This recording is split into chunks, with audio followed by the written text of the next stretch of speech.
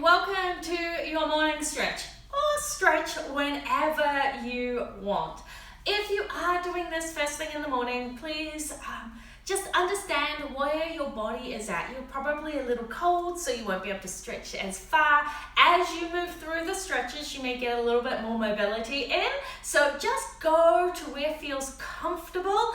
Don't try and push yourself, because that is not what this is all about. This is all about getting a really good stretch in to feel great to start your day. All right, we're going to start with our feet at hip width, and we're going to go around with our arm, turning our hand as we can't go any further, and then back around again.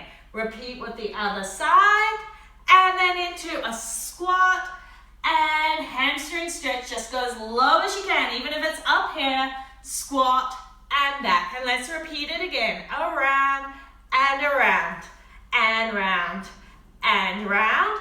Squat, and down, squat, and down. And from the side, my daughter calls this, when we do it together, a wind up. There we go. And squat, and down, squat, and back. Great work. This time I want you to open up your feet even wider, and we're going to go down into a squat, and I want your elbows into your knees, moving side to side. Or you can be even up here. That's totally fine. Just go to where you feel comfortable, pushing out, and we're working into our ankles as well as our hips here. Coming back into that hamstring stretch. Bring one hand to both sides, the other hand, and then bend the opposite leg. Stretching into there, and switch sides, and stretching down, and then coming back into that squat. Try to go a little lower this time, really working into those ankles, pushing those knees back with your elbows, and bringing it up. Bringing both hands to one side, and leaning into it. Both hands to one side, and leaning into it, and dropping down again. Last time, bring it in. Great work. Just trying to go a little further each time you're doing this. And around, and pull, and around, and pull. Great work. This time let's drop into a hip flexor stretch. So coming into that 90-90 position. Squeeze that glute as you drive your hips forward, and then lengthen the glutes as we go into our hamstring stretch. And squeeze and drive it forward, and lengthen. Good job. And squeeze and drive, really feeling that great hip flexor stretch. And down, and drive it forward, and down. Let's do one more. Make sure when you go into that hamstring stretch, you're really lengthening and hip hinging. Don't round your back. Switching legs, squeezing this back glute this time, and squeeze it up and down. And squeeze it forward and down. Great work.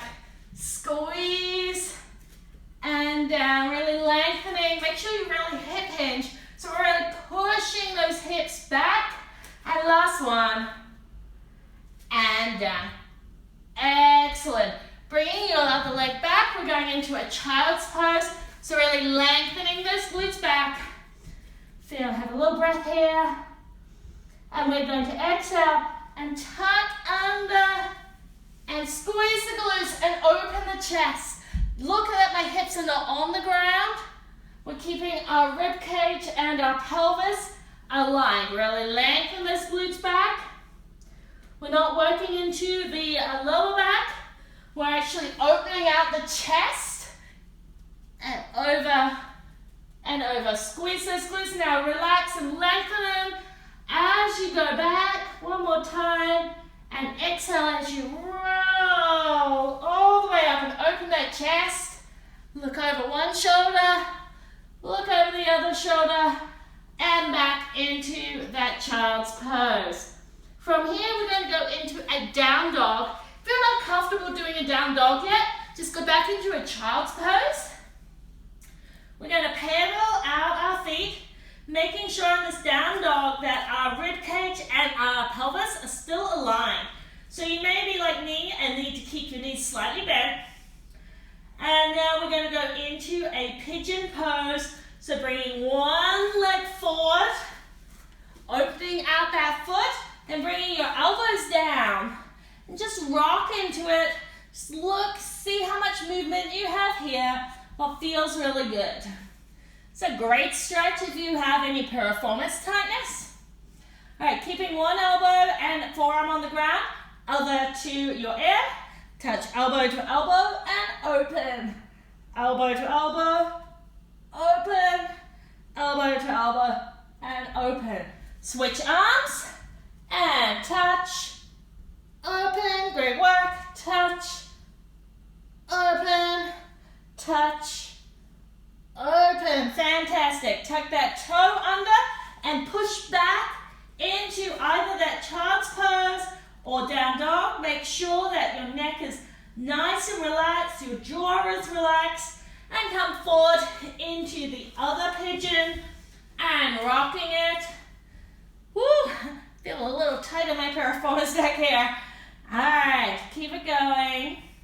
And arm down, and elbow to elbow, and open. Just remember, some mornings you may feel like you have more mobility than others. That's totally normal and will depend on what you've done the day before. Just go to your body's range of motion on that particular day. Don't push it. It's not what this is all about. This is all about just really working to your level and feeling really good about it. All right, let's drop down into our child's pose again and head down. I want you to take both hands to one side, drop the hip to the other side, and just inhale. Feel a great stretch down the side there. And then switch it over. Drop it down.